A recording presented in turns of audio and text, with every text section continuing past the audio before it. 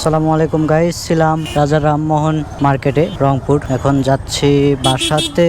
আশা ই bike, এখন কিন্তু ই bike মোটামুটি শহরাঞ্চলগুলোতে ভালোই চলতেছে। আর রংপুরে ভাই অনেক অটো, মাঝে মধ্যে আমার মনে হয় যে ঢাকার চেয়ে হয়তো রংপুরেই বেশি অটো। দেখতে পাচ্ছেন মানুষ কিন্তু নাই, মানে পুরা রাস্তায় যদি একটা মানুষ দেখতে পান তাহলে দেখবেন 10টা অটো আছে। রংপুরে অন্য কোনো গাড়ি খুব একটা ওই রকম দেখা যায় না, রিক্সা অ্যান্ড অটো এগুলাই সবচেয়ে বেশি দেখা যায়। তো আমাদের এখানে দেখাচ্ছে বাসা আরও 82 কিলোমিটার এবং 1 ঘন্টা 45 মিনিট টাইম লাগবে। এই আঙ্কেল রাগ করে নিচে নেমে গেছে, মানে রিক্সা থেকে নেমে গেছে ভিড় দেখে। আমাদের কিছু করার নাই, অটোর পিছে পিছেই যাইতে হবে।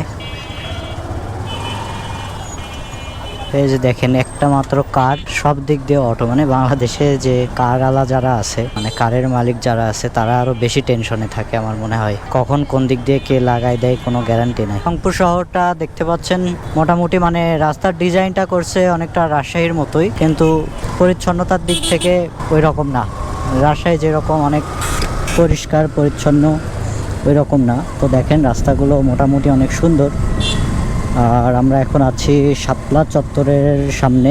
আচ্ছা, রংপুরে কিন্তু কালেমার পতাকা দিয়ে ভর্তি, দেখতে পাচ্ছেন শাপলা চত্বরে অনেক কালেমার পতাকা। এই যে এখানেও কালেমার পতাকা। আচ্ছা, মামা ডান দিকে যাবে, তাও ভালো লাগছে মামা।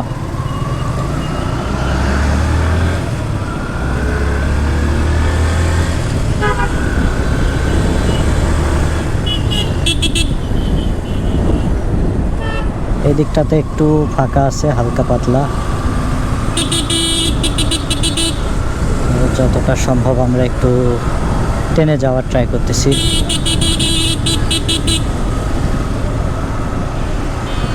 4:41 আমাদের টাইম লাগবে মোটামুটি।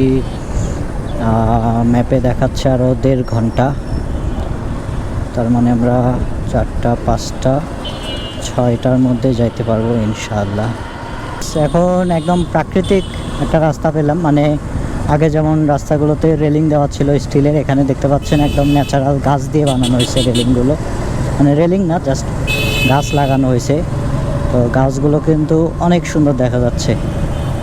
এই ডিজাইনটা খুবই ভালো লাগলো। দেখেন ডান দিক দিয়ে গেলে একদম গাছগুলো দেখে মন জুড়াই যাচ্ছে। এখানে গাছগুলো বড় হয়েছে একটু। ওই রাস্তাতে যেই গাছগুলো ছিল ওই সেম গাছ এগুলো, বাট ওগুলো একটু ডেকোরেশন করা হয়েছিল, নিচগুলো একটু কাটা হয়েছিল ছোট ছোট করে, কাটার জন্য অনেক সুন্দর লাগতেছিল। আর এটাও সুন্দর লাগতেছে। মেনলি গাছে আমার মনে হয় ওই রকম স্টিলের রেলিং না দিয়ে এরকম ন্যাচারাল যদি রিচার্জ করে গাছ লাগানো হতো তাহলে বেশি ভালো হতো। এগুলো কিন্তু অনেক সুন্দর লাগতেছে। আর বাংলাদেশে স্টিলের রেলিং ওইগুলো দিলে এমনিতেও নেশাখোরেরা সব চুরি করে নিয়ে যায়। তো সেই ক্ষেত্রে আমার মনে হয় এটাই বেশি ভালো। অনেক সুন্দর লাগতেছে কিন্তু রেলিংগুলো, মানে গাছগুলো। আর রংপুর শহরের সৌন্দর্যটা এই রাস্তায় আসার পরে দেখতে পাচ্ছি। যেমন এতক্ষণ আমরা মেইন মেডিকেল মোড়ের ওইদিকে চালাচ্ছিলাম, তো ওইদিকে প্রচণ্ড ভিড় ছিল, জ্যাম ছিল।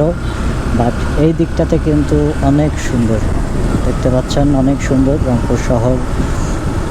শহর থেকে মেনলি আমরা মানে অনেকটা দূরে আসছি অলরেডি। আর এখানে কিন্তু রাস্তাটা আমার মানে মারাত্মক সুন্দর লাগতেছে ভাই। আগে এগুলো একটু হালকা ভাঙাচোরা ছিল, আর এই গাছগুলাও এত সুন্দরভাবে ছিল না আমি লাস্টে যখন আসছিলাম। তো এখন অনেক সুন্দর লাগতেছে। আর সুন্দরের মধ্যে বিট আছে, বিটটা হালকা করে পার হতে হবে।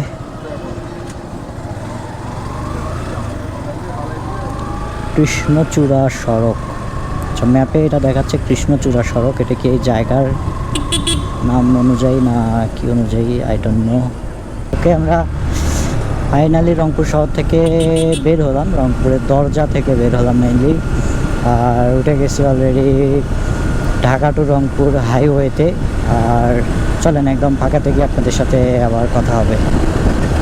ওকে গাইস, এখন আমরা আছি বাংলাদেশের ওয়ান অফ দ্য বিউটিফুল হাইওয়েতে। এটা হচ্ছে রংপুর টু ঢাকা হাইওয়ে। আর এই হাইওয়েটা কিন্তু বাংলাদেশের বর্তমানে সবচাইতে সুন্দর হাইওয়ে এবং সবচাইতে মসৃণ হাইওয়ে।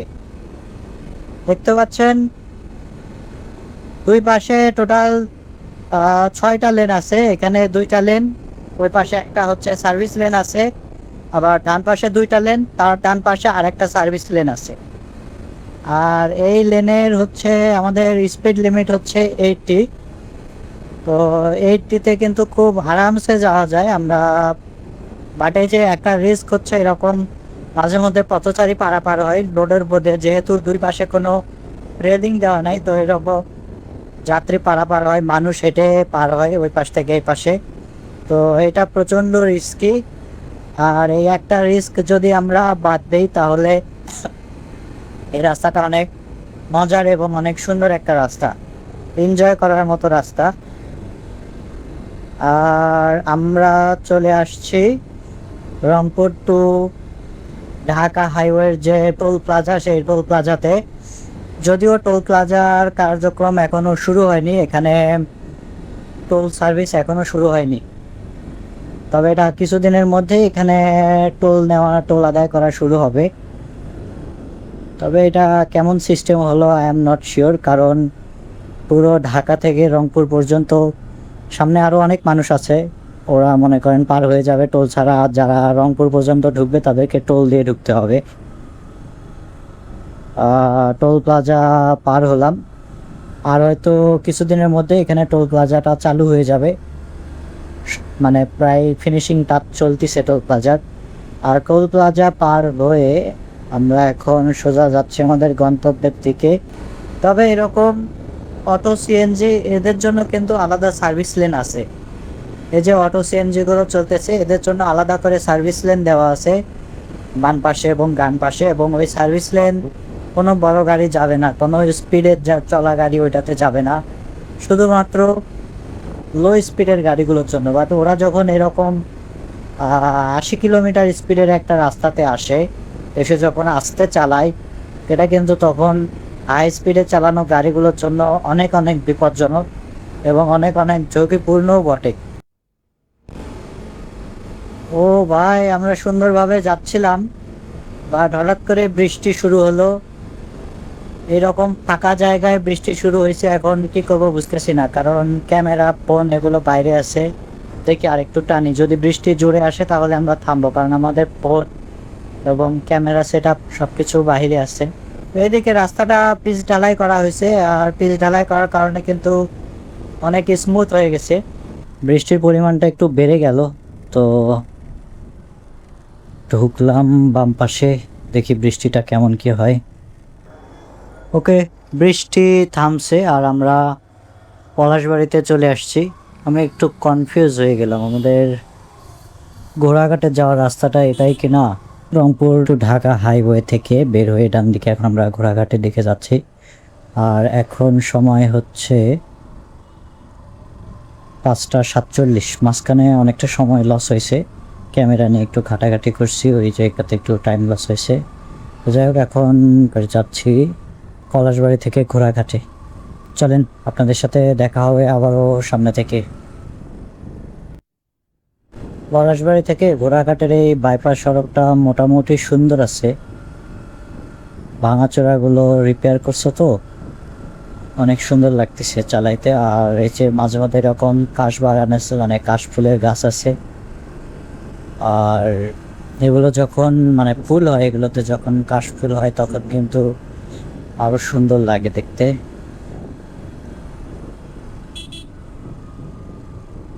আর এখান থেকে দিনাজপুর দেখাচ্ছে 100 কিলো, ফুলবাড়ি 59 কিলো, আর কোড়াঘাট 9 কিলো।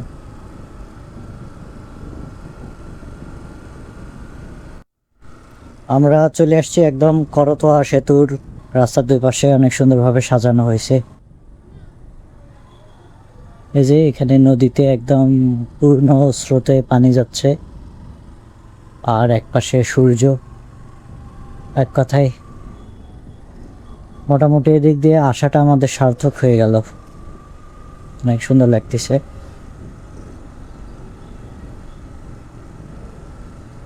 সামনে ঘোড়াঘাট বাজার। তাহলে আমরা যে ওখানে সাইনবোর্ডটা দেখছিলাম ওখানে লেখা ছিল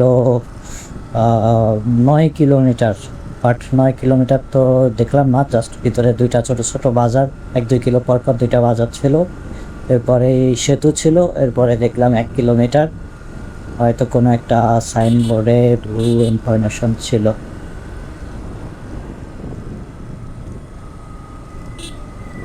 এই তো ঘোড়াঘাট বাজারে আমরা চলে আসছি। ফাঁকা রাস্তাতে আসলে 1-2 কিলোমিটার কিছুই মনে হয় না।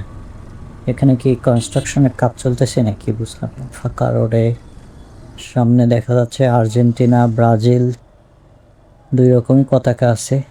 আর তার চেয়ে ভালো মানে সুখের বিষয় হলো এখানেও কালেমার পতাকা আছে আলহামদুলিল্লাহ। কালেমার পতাকা দেখলেই মনে হয় যে মানে একদম ইসলামিক একটা কান্ট্রিতে আছি এরকম একটা ফিল আসে। ওকে, ঘোড়াঘাটে মোড়টা পার হলাম, এখন আমরা দিনাজপুর মুখী হয়ে যাচ্ছি আর কি।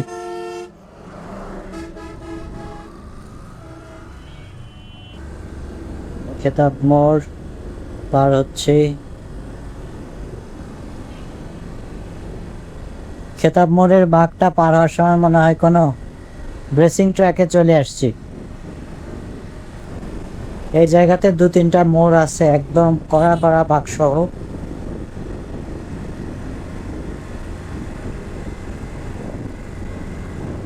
ওকে, এখানে আমের একটা দোকান পাইছি, দেখি এগুলা চলে কিনা।